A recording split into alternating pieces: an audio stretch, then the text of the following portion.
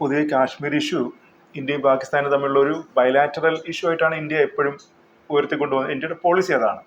പക്ഷെ അമേരിക്കയുടെ താല്പര്യം എന്താണ് കാശ്മീരിൽ? ഇപ്പൊ ട്രംപ് ആദ്യം വെടിനിർത്തൽ US-ൻ്റെതാണ്, അതിൻ്റെ വെടിനിർത്തലിൻ്റെ പങ്കാളിത്തം, അതായത് വെടിനിർത്തലിലേക്ക് വന്നത് US-ൻ്റെ ഒരു താല്പര്യം അല്ല, US-ൻ്റെ മുൻകൈയിലാണെന്ന് പറഞ്ഞ ട്രംപ് തന്നെ രണ്ടാമത് വീണ്ടും അത് ആവർത്തിക്കുകയും കശ്മീർ വിഷയത്തിൽ ഇടപെടാനുള്ള സന്നദ്ധത അറിയിക്കുകയും ചെയ്തു. അപ്പോൾ ഇത് ട്രംപിനോ US-നോ ഇന്ത്യയുടെ ഈ പോളിസിയെക്കുറിച്ച് അറിയാൻ പാടില്ലാത്തതല്ല. എന്നിട്ടും വീണ്ടും എന്തുകൊണ്ട് US ഈ കശ്മീർ വിഷയത്തിൽ അവർ മധ്യസ്ഥരാവാം, വിഷയത്തിൽ അവർ പങ്കെടുക്കാം, ചർച്ച ചെയ്യാം എന്നൊക്കെ പറയുന്നതിൻ്റെ പിന്നിൽ എന്തെങ്കിലും അമേരിക്കയ്ക്ക് എന്തെങ്കിലും താല്പര്യങ്ങളുണ്ടോ? അമേരിക്കയ്ക്ക് തീർച്ചയായിട്ടും താല്പര്യമുണ്ട്. അമേരിക്കയ്ക്ക് മാത്രമല്ല, സോ കോൾഡ് അഡ്വാൻസ്ഡ് നേഷൻസ് അവർക്കൊരു താല്പര്യം. ഇപ്പോൾ എന്തുകൊണ്ട് ഇന്ത്യ വിഭജിച്ച് ഭാരതവും പാകിസ്ഥാനുമായി, അത് എടുത്തു പറയാതെ നിവൃത്തിയില്ല. അത് ബ്രിട്ടൻ്റെ അവരുടെ താല്പര്യങ്ങൾക്ക് വേണ്ടിയായിരുന്നു. അവർക്കിവിടെ നിൽക്കാൻ പറ്റില്ലെന്ന് മനസ്സിലായപ്പോൾ അവർ രാജ്യം വിട്ടുപോയി. ആ പോകുന്നതിന് മുമ്പ് എന്നാൽ ഇത്ര വലിയ രാജ്യം, ഇത്ര സമ്പന്നമായൊരു രാജ്യം, ഏതെങ്കിലും കാലത്ത് ഒരു വേൾഡ് പവറായി വരാൻ സാധ്യതയുള്ളൊരു രാജ്യം അങ്ങനെ നിലനിൽക്കേണ്ട എന്ന വിചാരത്തിൽ നിന്നാണ് പാകിസ്ഥാനും ഇന്ത്യയും രണ്ടായി മാറുന്നത്. ആ ഒരു നയം എപ്പോഴും നമ്മൾ ശ്രദ്ധിക്കുകയാണെങ്കിൽ ഏത് യുദ്ധത്തിൻ്റെ സമയത്തായാലും അമേരിക്കയും വെസ്റ്റേൺ നേഷൻസും എപ്പോഴും പാകിസ്ഥാനെ ഇന്ത്യയായിട്ടൊരു ഇക്വലൻസ് എടുത്തു കാണിക്കാനാണ് അവർ ശ്രമിച്ചിട്ടുള്ളത്. ഭാരതം പാകിസ്ഥാനേക്കാളും എല്ലാ കാലത്തും ശക്തിയുള്ള രാജ്യമായിരുന്നു. പക്ഷെ അതങ്ങനെയല്ല അവർ കാണാൻ ശ്രമിച്ചിട്ടുള്ളതും അവരത് പബ്ലിസൈസ് ചെയ്യാൻ ശ്രമിച്ചിട്ടുള്ളതും.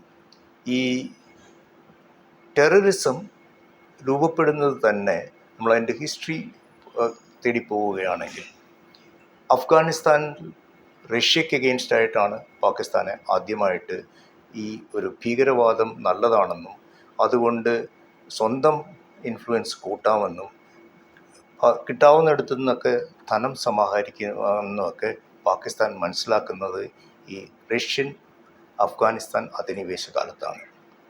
അവർ ഈ വെസ്റ്റേൺ നേഷൻസ് തന്നെ ഉണ്ടാക്കിയ ഭീകരവാദമാണ് അഫ്ഗാനിസ്ഥാനിൽ നിന്ന് റഷ്യയ്ക്ക് പിന്മാറാൻ ഇടയാക്കിയ സംഗതി. അവിടുന്ന് അങ്ങോട്ട് ലോകത്ത് പലയിടങ്ങളിലായിട്ട് ഭീകരവാദം വന്നപ്പോഴൊക്കെ അതിൻ്റെ പിന്നിൽ പല തൽപര കക്ഷികളുടെയും കർത്തകൈകൾ ഉണ്ടായിരുന്നു. ഇത് കാലക്രമേണ ഇത് ഇന്ത്യക്ക് അഗെയിൻസ്റ്റായിട്ടും വരികയാണ് ഉണ്ടായത്. പാകിസ്ഥാൻ ഇത് കണ്ടുപിടിച്ചു. അതായത് ഭീകരവാദമാണ് അല്ലെങ്കിൽ അസിമെട്രിക്കൽ വാർഫെയർ ആണ് വളരെ ലോ കോസ്റ്റ് ഓപ്ഷൻ, ഇന്ത്യയെ ഏതെങ്കിലും കാലത്തിൽ പരാജയപ്പെടുത്താൻ സാധിക്കും എന്നവർ മനസ്സിലാക്കിയത് എന്നും അതിനുള്ളൊരു ഉപാധിയായിട്ടും കണ്ടത് ഈ ഭീകരവാദത്തെയാണ്. We will bleed India with 1000 cuts എന്ന് പറയുന്ന ഭരണാധികാരികൾ അവിടെ ഉണ്ടായിരുന്നു. അവിടെ വേറെയും ഭരണാധികാരികളുണ്ട്. ഞങ്ങൾ പുല്ല് തിന്നേണ്ടി വന്നാൽ പോലും ഞങ്ങൾ ആണവായുധം ഉണ്ടാക്കും, ഞങ്ങൾ ഇന്ത്യയെ തോൽപ്പിക്കാൻ ശ്രമിക്കും എന്ന് പറഞ്ഞ ഭരണാധികാരികൾ അവിടെ ഉണ്ടായിരുന്നു. അപ്പോൾ എന്നും അവിടുത്തെ ഭരണകൂടം ഇന്ത്യ ബോഗി ആണ് അവരുടെ നിലനിൽപ്പിന് തന്നെ ആധാരം ആയി കണ്ടിട്ടുള്ളത്. പാകിസ്ഥാൻ സൈന്യം അത് വളരെ നന്നായിട്ട് മുതലെടുക്കുകയും ഞങ്ങളാണ് ഇതിനൊക്കെ കാരണഭൂതർ, ഞങ്ങൾ വിചാരിച്ചാലേ സംഗതികൾ നടക്കുകയുള്ളൂ എന്ന മട്ടിൽ അവിടെ അവരുടെ അധികാരം ഉറപ്പിക്കാൻ ഉള്ള ശ്രമത്തിലും കൂടെയായിരുന്നു.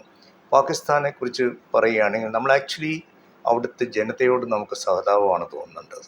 കാരണം അവർ ഈ ഒരു ഭരണകൂടത്തിൻ്റെയും തൽപര കക്ഷികളുടെയും അവിടുത്തെ സൈന്യത്തിൻ്റെയും ഒക്കെ പിടിയിലകപ്പെട്ട ഒരു പാവപ്പെട്ട ജനതയായിട്ട് ഞാൻ അവരെ കാണാൻ ശ്രമിക്കുന്നുള്ളൂ.